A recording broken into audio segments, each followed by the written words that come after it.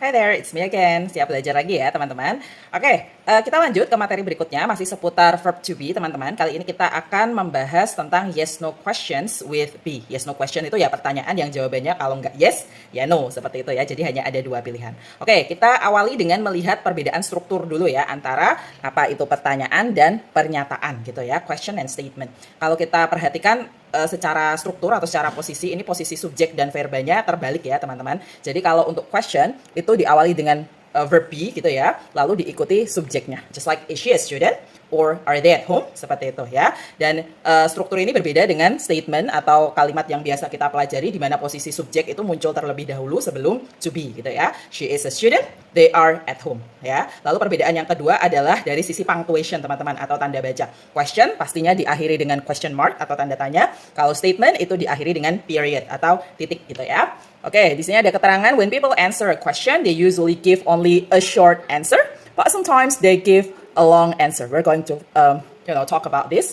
Notice in the short answer below. Okay, but after this ya. Jadi kalau misalnya jawabannya yes teman-teman ya, is she a student and you want to say yes, please make sure that be is not contracted with a pronoun. Jadi to be-nya itu tidak boleh disingkat bersamaan dengan subjeknya begitu ya, bisa subjeknya kata benda ataupun pronoun begitu ya. Nah, if you want to say no ya, two contractions of be are possible with no differences in meaning. Oke, kita langsung lihat contohnya ya teman-teman.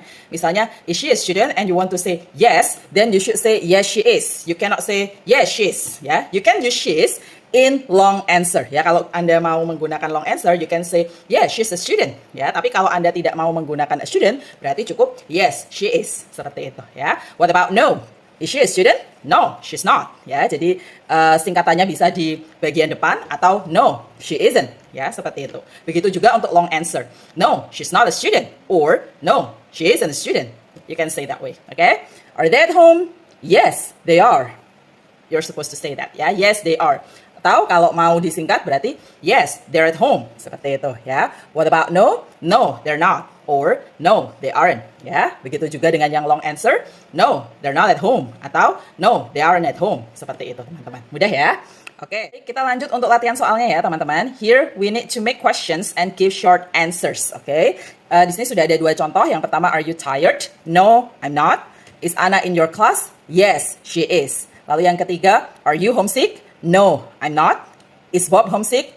Yes, he is. And then, is Sue here today? No, she isn't. Or no, she's not. Misalnya seperti itu. Lalu yang selanjutnya, are the students in this class intelligent? Yes, they are. Ya. Kemudian, are the chairs in this room comfortable?